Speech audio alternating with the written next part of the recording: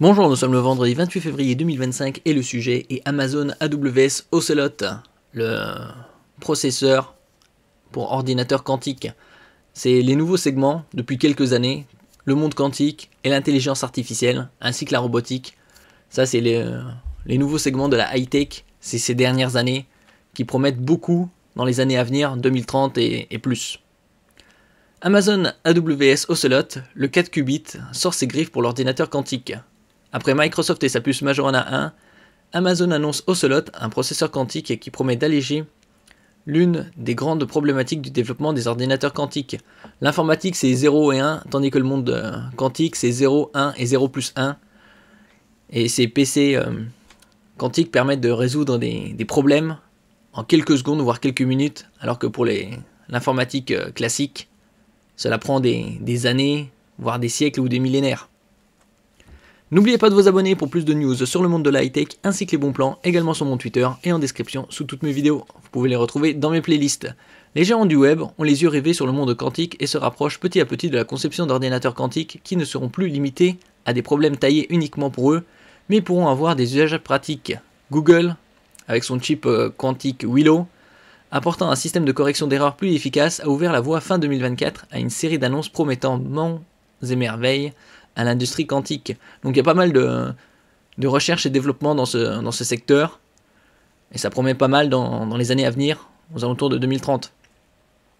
Il n'aura pas fallu attendre trop longtemps pour que Microsoft dévoile Majorana 1, la première puce quantique topologique capable de jongler avec les fermions de Majorana, hypothétiques particules d'un état de la matière spéciale qui, là aussi, permettrait d'obtenir des qubits plus stables et capables de fournir des résultats plus fiables. Donc tout ça, c'est les nouveaux segments de la high-tech, intelligence artificielle, robotique, monde quantique. Le 4 qubits, nouveau venu dans l'industrie quantique.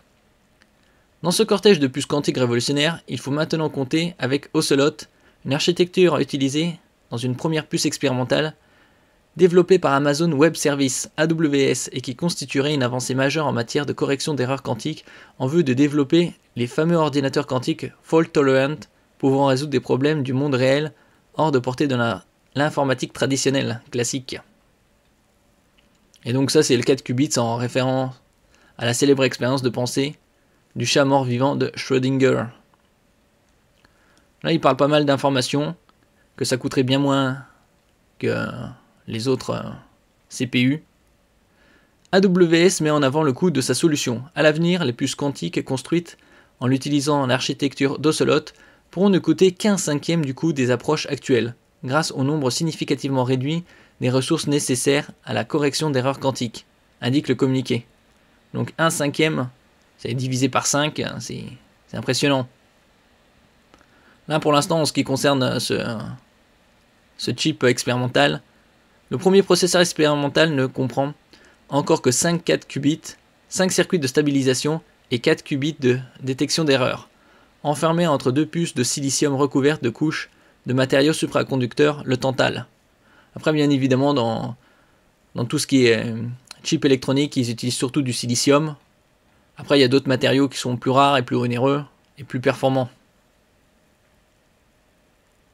AWS estime ainsi que l'émergence d'ordinateurs quantiques pratiques n'est plus très éloignée et le chemin suivi avec Ocelot doit permettre de raccourcir de 5 années le calendrier pour concevoir un premier vrai ordinateur quantique, probablement dans les années 2030.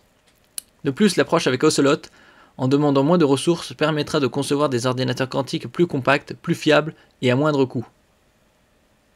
La martingale du quantique, on verra bien. D'un autre côté, ils investissent des milliards pour optimiser tout ça. Ça se rapproche. Merci pour votre écoute et à la prochaine.